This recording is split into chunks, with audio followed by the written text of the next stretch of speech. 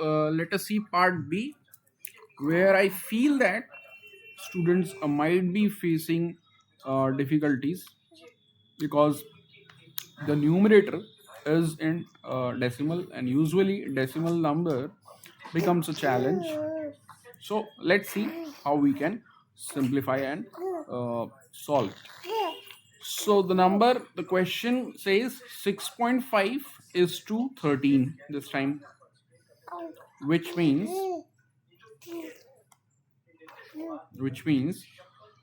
again you will have to ignore this portion, this part A, because we have already discussed in our previous video, and part C and D means our focus is 65 is to 13. 65 is to 13, part B. So 6.5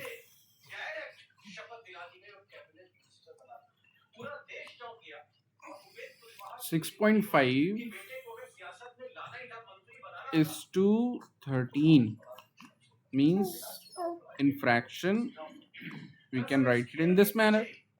Now if we recall and if we want to remove the decimal from the scene, so after decimal we are having how many digits?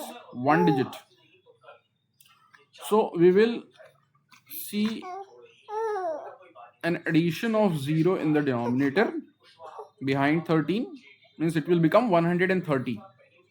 Addition in the sense in the writing way, but actually it is getting multiplied. What 10 is getting multiplied in the denominator.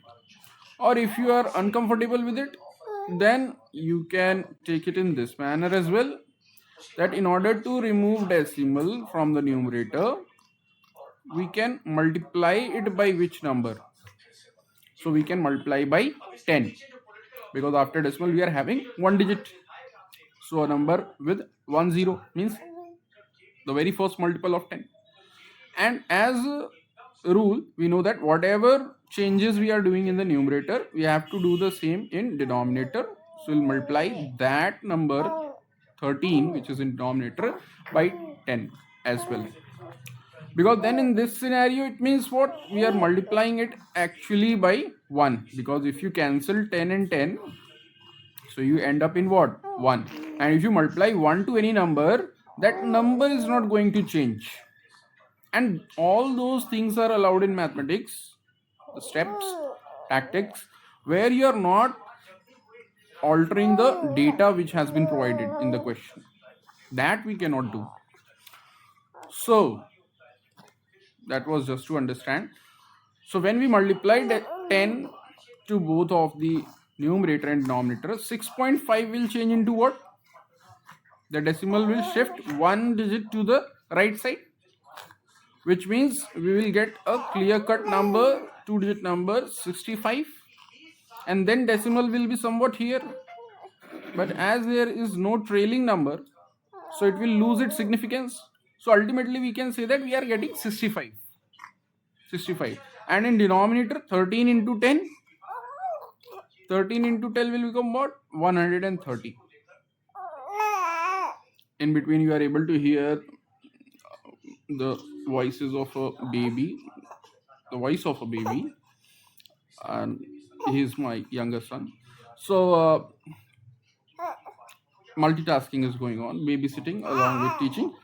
So kindly adjust with the background music. Okay, so continuing further, 65 upon 130.